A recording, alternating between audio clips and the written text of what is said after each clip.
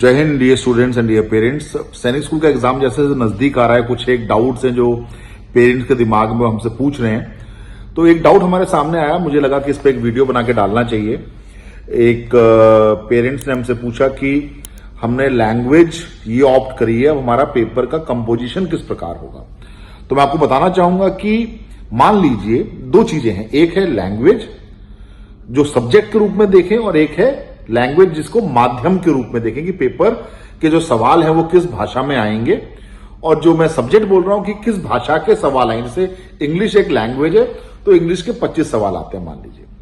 अब for example आपने Hindi choose किया है तो ऐसे में इंग्लिश की बजाय आपके 25 सवाल हिंदी के होंगे और जो आपका मैथ्स और इंटेलिजेंस और जीके एंड साइंस है वो बाइलिंगुअल आएंगे, इंग्लिश में क्वेश्चन आएंगे और हिंदी में क्वेश्चन होंगे।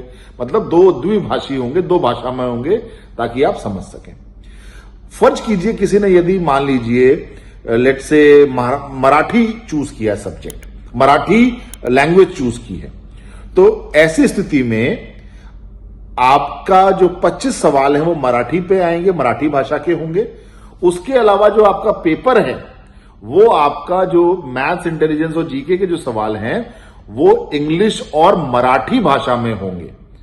तो ये चीज ध्यान रखिएगा आप हमेशा कि जब हम कोई लैंग्वेज ऑप्शन यूज कर रहे हैं तो उसके दो मतलब निकलते हैं। एक तो हमारा सब्जेक्ट वाला जो लैंग्वेज विषय वाला जो हमारा पोर्शन है उसके सवाल कौन सी भाषा के होंगे और हमारे जो क्वेश्चंस हैं वो किस भाषा में होंगे। तो मुझे अब उम्मीद है कि आप समझ गए होंगे। हिंदी चुनेंगे तो इंग्लिश के सवाल नहीं होंगे, हिंदी के होंगे और बाकी जो सवाल बचे वो इंग्लिश और हिंदी में होंगे। मराठी या अन्य रीजनल लैंग्वेज चुनेंगे तो आपके वो 25 सवाल जो इंग्लिश के होते या हिंदी के होते वो आपके उस रीजनल लैंग्वेज के होंगे और बाकी जो आपके सवाल हैं वो इंग्लिश और उस रीजनल लैंग्वेज में होंगे। मुझे उम्मीद है इस बात में आपको सबको क्लैरिटी हो गई होगी। बहुत बहुत प्यार, जय हिंद।